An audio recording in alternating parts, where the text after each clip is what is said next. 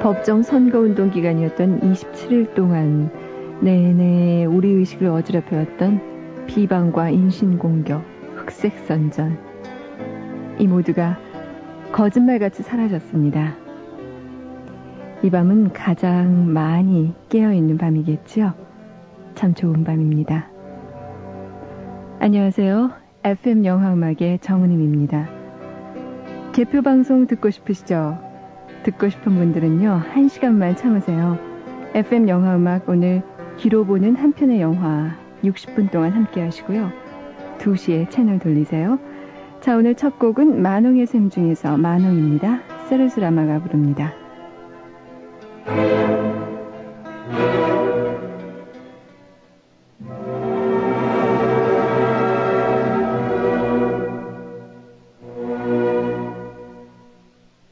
Elle chante et moi je crie.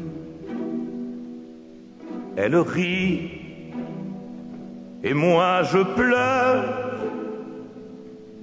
Elle rêve et moi je prie. Elle danse et moi j'en meurs. J'en crève et je suis content. Mon dimanche, c'est Manon. Son soleil, c'est mon printemps. Mais Manon me dit non. Manon, c'est de l'eau, mais moi je l'aime. Je meurs de soif près de la fontaine. L'amour Manon m'a ouvert les veines. Toute l'eau du ciel tombe dans mes yeux.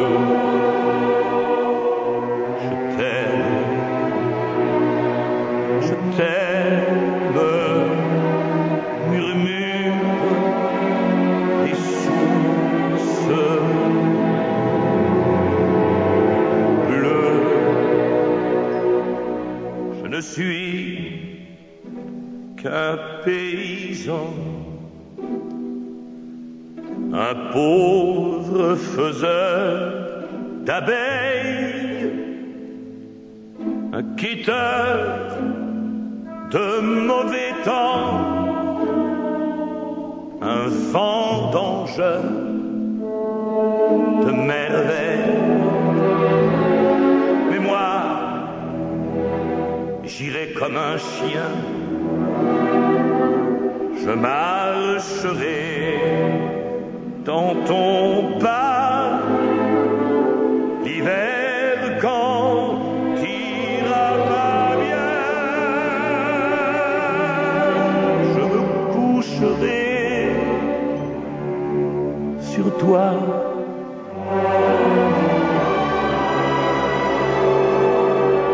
Ma fortune, mon nom, pour l'amour de Manon.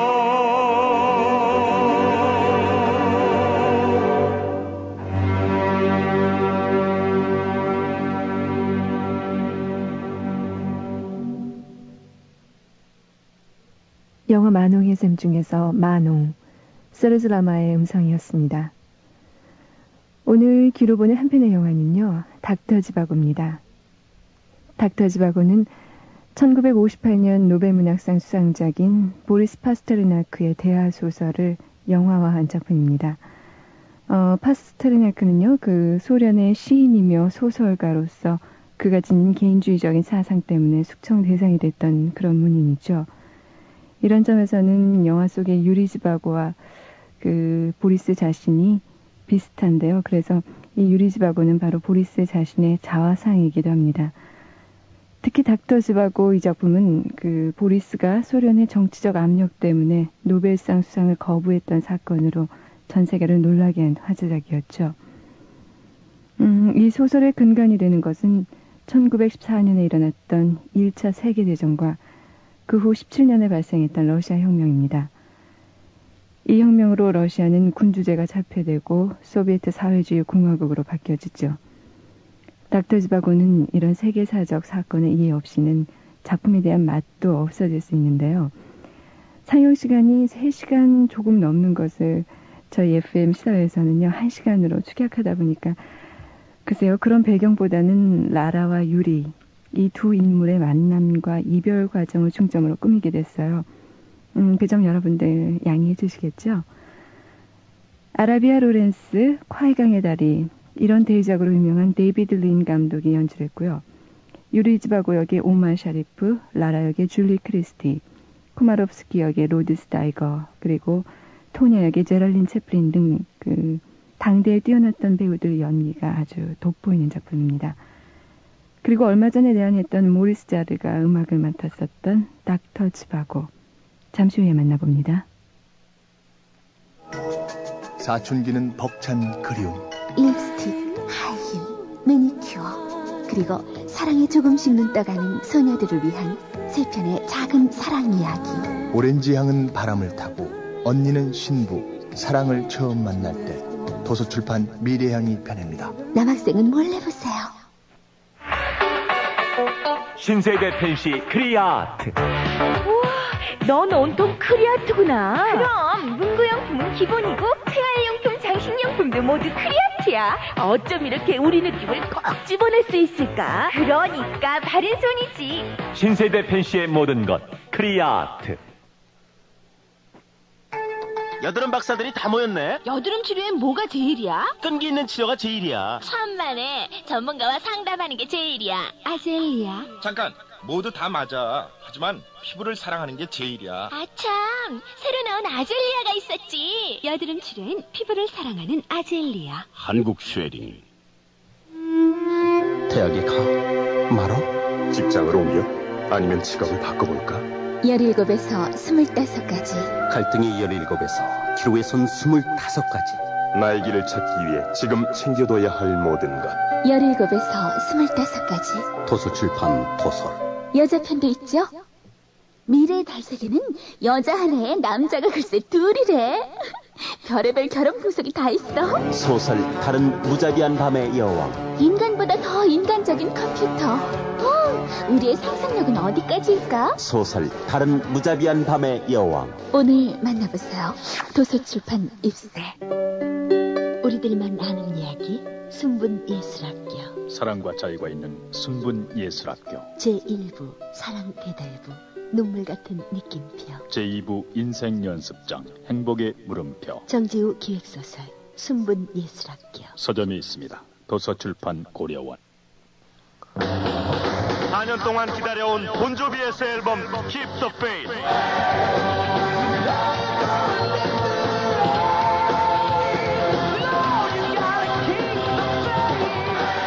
지금 폴리그램에서 그들과 만나십시오. 폴리그램. 맥가이버 배원성입니다. 저는 요즘 머리 아플 때 스파맥을 먹습니다. 효과 좋죠? 휴대용 포장이라 간편하죠. 두통, 치통, 생리통에 새로 나온 스파맥. 이제 두통엔 일양약품 스파맥입니다. 20살 치곤 너무 평범하다고 생각지 않으세요? 지금 바꿔보세요. 에피야. 20살 감성의 파운데이션 란제리. 사랑의 피나스. 세계를 침묵시킨 범죄의 공포. 미스테리의 거장 토머스 에리스가 그린 양들의 침묵. 감동을 증폭시킨 또 하나의 소설 레드 드래곤. 화제 베스트셀러 양들의 침묵. 레드 드래곤. 서점에 있습니다. 도서출판 고려원. 새로운 라면을 만든다는 건 쉬운 일이 아니지. 하지만 내가 어렸을 때 할아버지께서는 맥을 이어야 한다고 말씀하셨어. 엄선된 원료와 기술, 나만의 영감. 그래, 맛으로 해냈어. 이 새로운 라면은 라면 맥이라 불러야지. 라면의 맥은 사명이 이어야 해. 얼큰한 해맛, 라면 맥. 피로가 몰려오는 이 시간 뭐 상큼한 거 없을까? 맞아, 레모나. 피로회복 기미 주근깨 비타민C 레모나. 상큼해. 자기 전에 레모나 하나. 내일 아침엔 개운할 거야. 경남제약 레모나. 정말 상큼한데? 소설 토정 비결을 아십니까? 네, 힘과 희망을 주는 소설이죠. 소설 토정 비결이요? 한국인이라면 읽어야 할 책 아닌가요? 전 감동으로 밤을 꼬박 샜어요. 선도의 대가 토정 이지합, 그 목소리가 들려온다. 소설 토정 비결. 도서출판 해냄.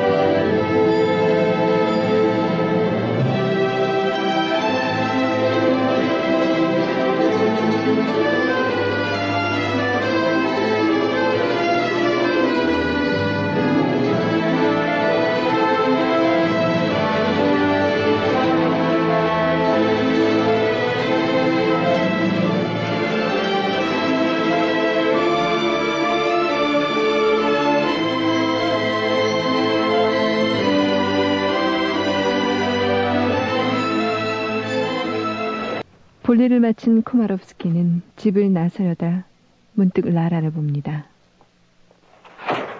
How old are you now? 17, monsieur. 그녀의 아름다움을 새삼 발견하는 코마롭스키. 그의 눈이 라라의 눈과 마주치지요.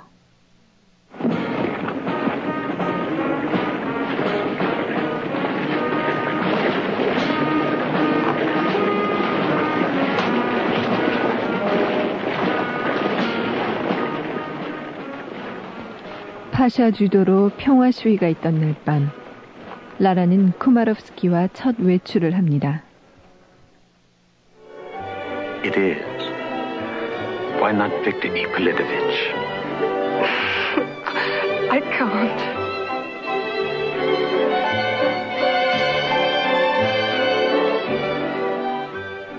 고급 레스토랑에서 비싼 음식과 춤을 즐기는 두 사람.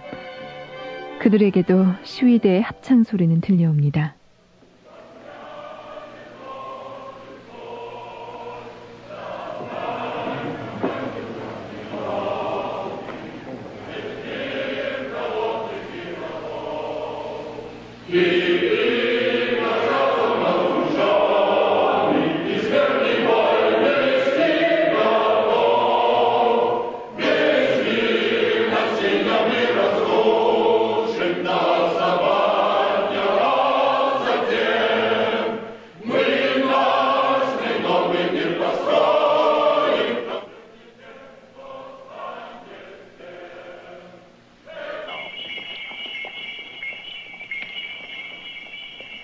즐거운 시간을 보내고 집으로 돌아오는 마차 안에서 라라는 코마롭스키와 뜨겁게 키스합니다.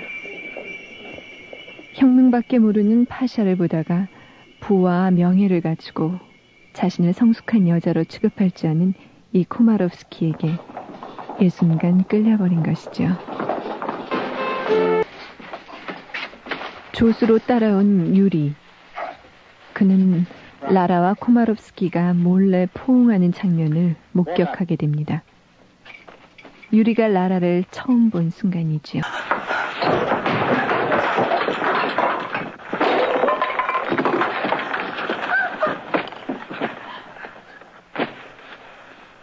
코마롭스키의 말에 화가 난 라라. 하지만 그녀의 몸은 마음과는 달리 그를 서서히 받아들입니다. 코마롭스키는 방을 나가면서 라라에게 한마디 던집니다. 폭행을 당했다고 생각하지 마.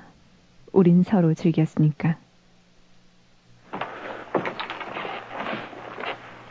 And don't delude yourself. This was rape. That would flatter us both.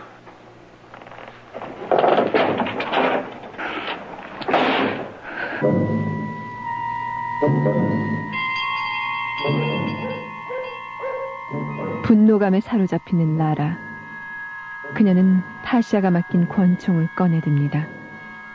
그리고 코마롭스키를 뒤쫓기 시작합니다. 그녀는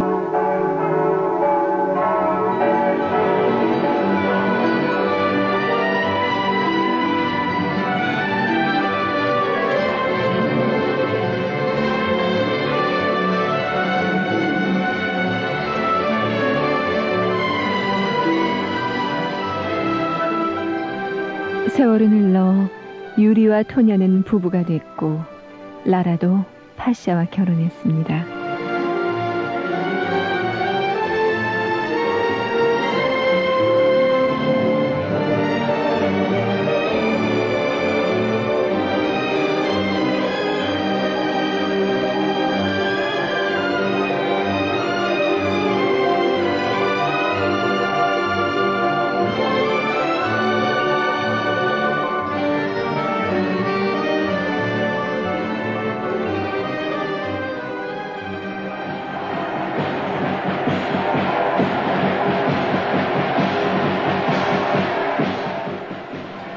독일과의 전쟁이 시작됐습니다.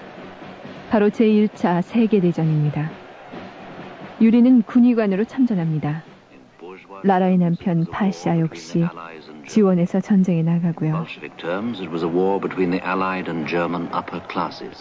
레닌의 볼셰비키 당원들은 전장에 와서 지친 병사들을 부추깁니다. 반란을 유도하는 거죠. 그리고는 혁명 기반을 점점 더 닦아나갑니다. 전쟁 중의 어느 날 도망병 무리와 신규 교체 병력이 마주칩니다.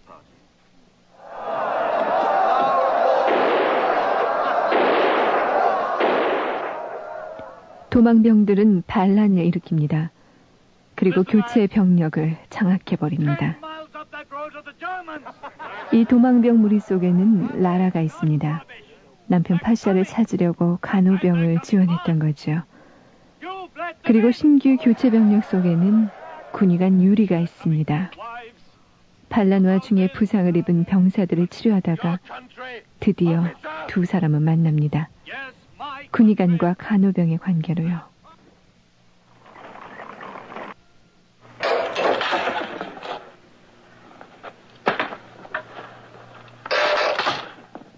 어두운 밤거리. 유리는 나무 담장을 몰래 떼어냅니다.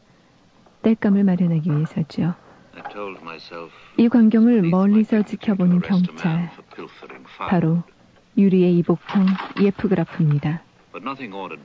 그는 유리의 시가 퇴폐적이고 부르주아적이라고 비판합니다.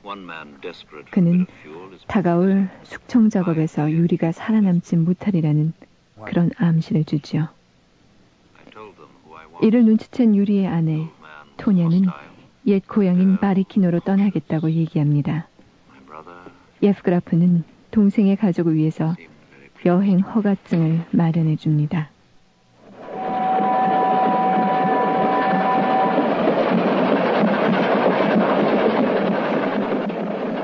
기차 여행 도중 유리는 라라의 남편 파샤를 만납니다. 그는 스트렐니코프라는 이름으로 공산주의의 영웅이 되어 있었습니다.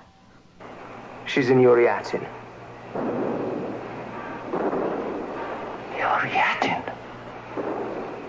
The private life is dead. 그는 유리에게 라라가 바리키노의 이웃 마을인 유리아틴에 있다는 사실을 알려줍니다. 큰 기쁨에 빠지는 유리.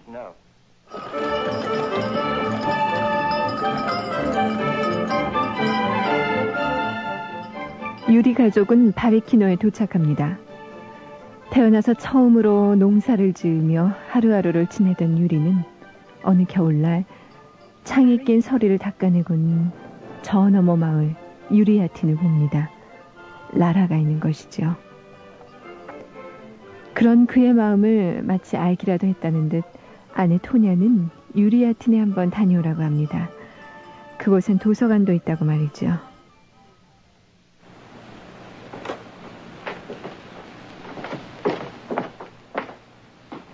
유리아틴 도서관.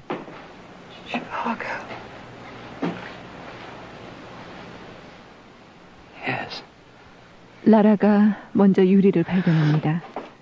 기쁨에 가득 찬 눈빛으로 그를 쳐다보는 라라. 유리도 그녀를 알아챕니다.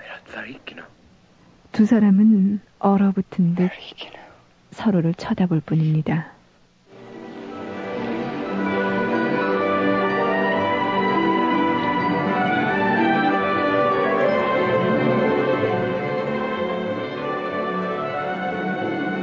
라라의 집에 온 두 연인은 뜨겁게 사랑을 나눕니다. 유리의 품에 안긴 라라는 묻습니다. 앞으로 어떻게 되는 거냐고요. 하지만 유리 역시 미래를 예측할 수가 없습니다.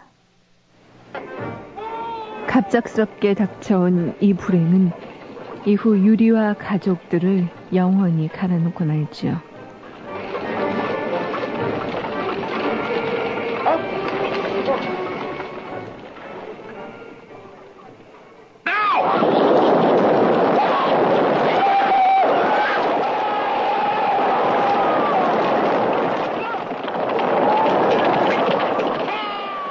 또다시 전선에 투입된 유리. 백군과 적군의 내전은 그칠 날이었고 마을들은 모두 황폐해졌습니다. 굶주림과 추위에 떨며 이리저리 피난 다니는 주민들. 유리는 어느 날 이 피난민 대열에 끼어서 부대를 탈출합니다. 온몸이 얼어붙은 채 눈보라를 맞으면서 집으로 향하는 유리. 그의 눈에 아내 토냐와 가족들이 보입니다. 새로 태어난 아기 이름을 안나라고 지었으며 가족 모두는 러시아를 떠나 파리로 갈 것이란 내용이었죠.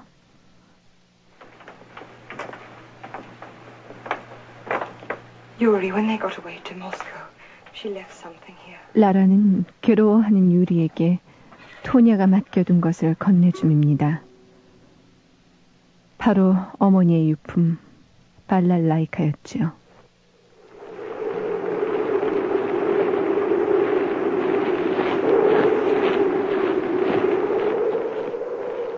눈이 내리던 밤, 한 남자가 라라의 집을 찾아옵니다. 바로 코마롭스키였죠. 그는 기회주의자답게 이미 맨시비키의 고위 간부가 돼 있었습니다. 그는 유리에게 자신과 함께 떠날 것을 제의합니다. 두 사람은 바리키노로 갑니다. 유리는 바리키노의 집에서 어릴 때 공부하던 책상을 발견합니다.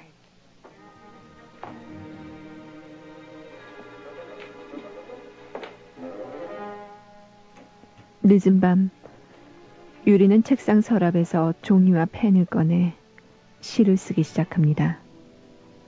마치 생의 마지막 불꽃을 태우기라도 하듯이. 그런 유리에게 라라가 묻습니다. Wouldn't it have been lovely if we'd met before? Before we did. Yes. 우리가 좀 더 일찍 알았더라면 아마 결혼도 하고 아이들도 있었을 거예요. 만약 아이가 있다면 사내가 좋을까요? 계집애가 좋을까요?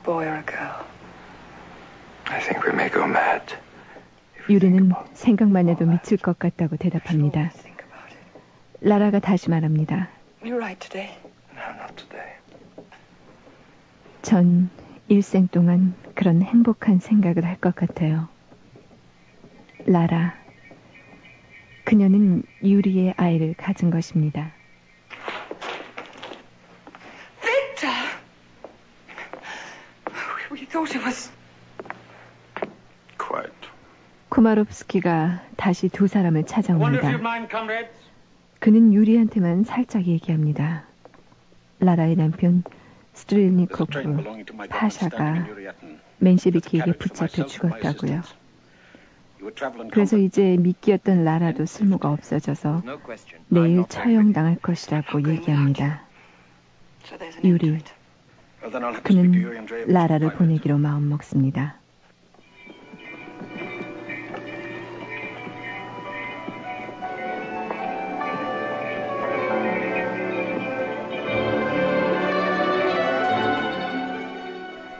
자신은 썰매로 뒤따라가겠다는 유리. 하지만 라라는 그가 오지 않을 것이란 걸 압니다.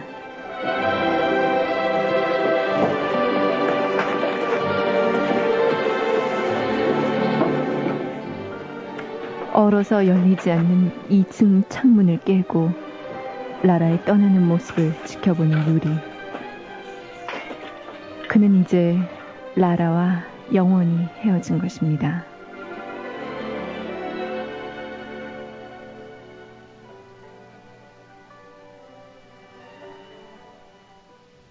(8년) 후 심장병이 깊어진 유리는 어느 날 전차를 타고 가다 차창 밖 라라를 발견합니다.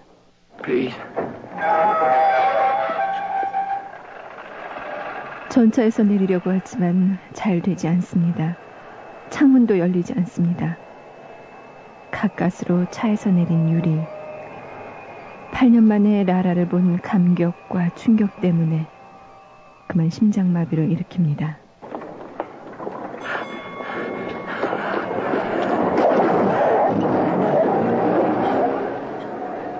라라를 외쳐대지만 숨이 막혀 소리가 나오질 않습니다.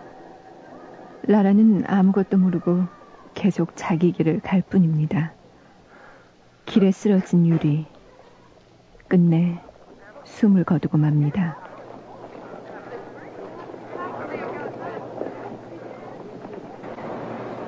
We were running in a street. 예프그라프 장군에게서 여기까지 얘기를 들은 토냐.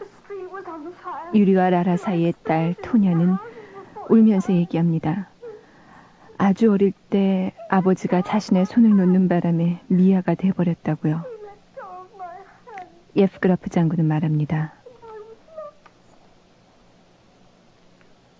그는 아버지가 아니라 코마롭스키였으며 진짜 아버지 같으면 그렇게 쉽게 딸을 잃어버리겠느냐고요. This man was your father. Then it's a gift. 그 악기를 잘 치냐는 말에 토냐의 남자친구는 자랑스럽게 얘기합니다. 누구한테 배우지도 않았는데 명인이라도 된 것처럼 잘 친다고요. 피를 통해서 물려받은 재능인 것입니다.